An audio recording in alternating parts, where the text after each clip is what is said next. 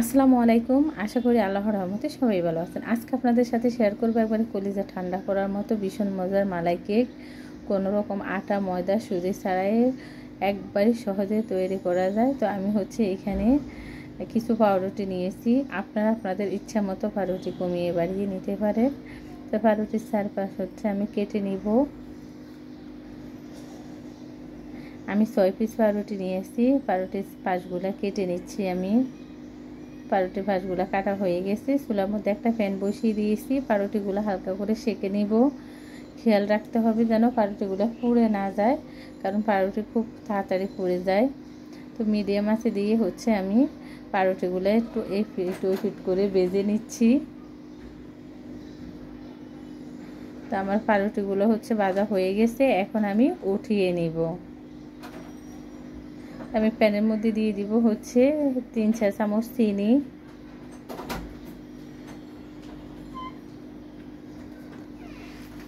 আমি 3-4 চামচ চিনি দিয়েছি। দিয়ে দিব একটু পানি।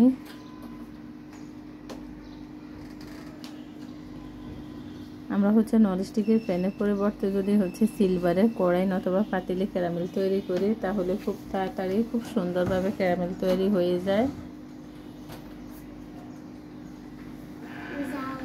আমার ক্যারামেল হয়ে গেছে। এখন আমি দিয়ে দিব দুধ। এই দুধগুলো আগে থেকে ঘন করা। আমি 1 লিটার দুধকে ঘন করে হাফ লিটার করে নিয়েছি।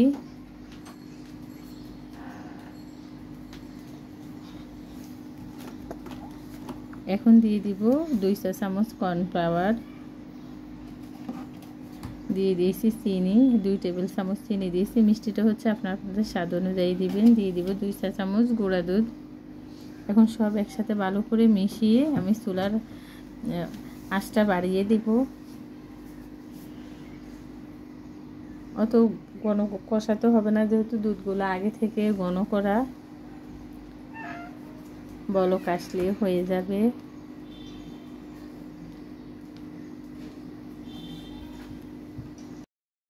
তো দুধগুলো দেখেন ঘন হয়ে গেছে। এখন আমি চুলা বন্ধ করে দুধগুলো ঠান্ডা করে নেব। তো পাউরুটিগুলো আমি সার্ভিং বলে নিয়ে নিয়েছি। দুধগুলো একবারে ঠান্ডা করে আমরা পাউরুটিতে দেব। গরম দুধ দিলে পাউরুটিগুলো গলে যাবে।